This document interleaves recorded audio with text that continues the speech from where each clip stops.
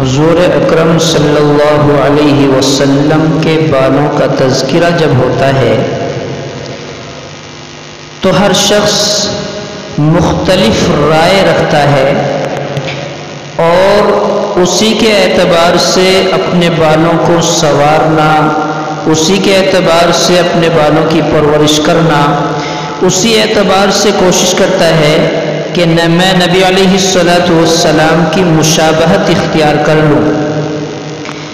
ہر شخص کا اپنا ذوق اور شوق ہوتا ہے، بال رکھنے کا ایک انداز ہوتا ہے، تو کیوں نہ ہم نبی علیہ الصلاۃ والسلام کی سیرت پر غور کریں، نبی علیہ الصلاۃ والسلام کی وہ زندگی دیکھیں کہ جس میں نبی علیہ الصلاۃ والسلام نے مختلف طریقے سے بال رکھے ہیں۔ اب اس کے اندر بہت ساری روایتیں ملتی ہیں، مختلف صحاباؤں سے مختلف روایتیں ملتی ہیں، جن میں حضرت انس رضی اللہ عنہ فرماتے ہیں کہ نبی علیہ الصلاۃ والسلام نصف کانوں تک بال رکھتے تھے۔ حدیث کے الفاظ ہیں اِلَى نِصْفِ اُذْنَيْهِ، کہ نبی علیہ الصلاۃ والسلام کے بال نصف ہوتے تھے کانوں تک۔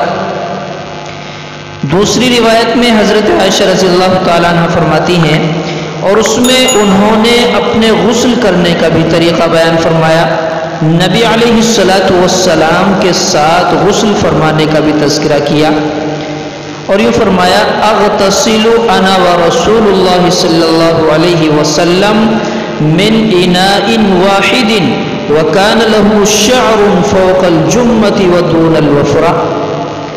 تو یہ فرماتی ہیں بالوں کا ہی تذکرہ ہے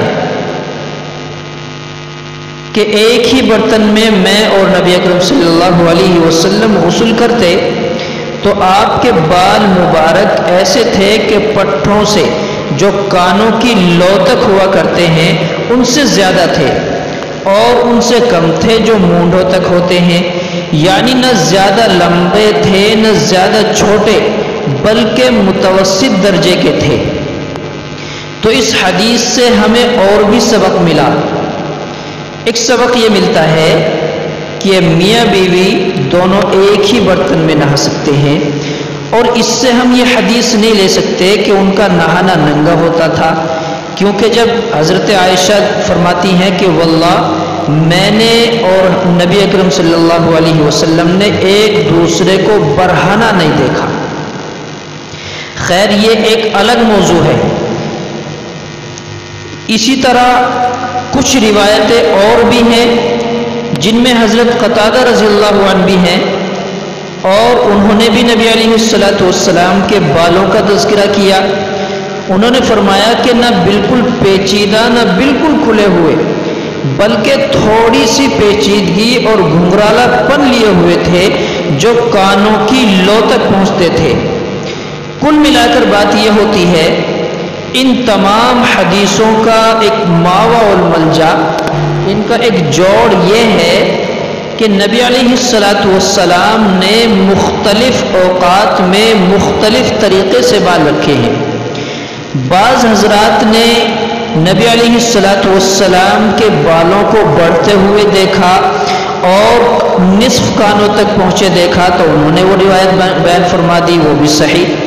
بعض نے کانوں کی لو تک دیکھا، انہوں نے وہ روایت بیان فرمائی، وہ بھی صحیح۔ بعض نے کاندھوں تک دیکھا اور یہ روایت بیان فرما دی، وہ روایت بیان فرمانے والے حضرت برہ ہیں کہ میں نے آپ کے متوسط القامہ آپ تھے اور آپ کے دونوں شانوں کے درمیان وسیع تھا، یعنی چوڑا پن کشادہ تھے، آپ کے بال کانوں کی لو تک ہوتے تھے۔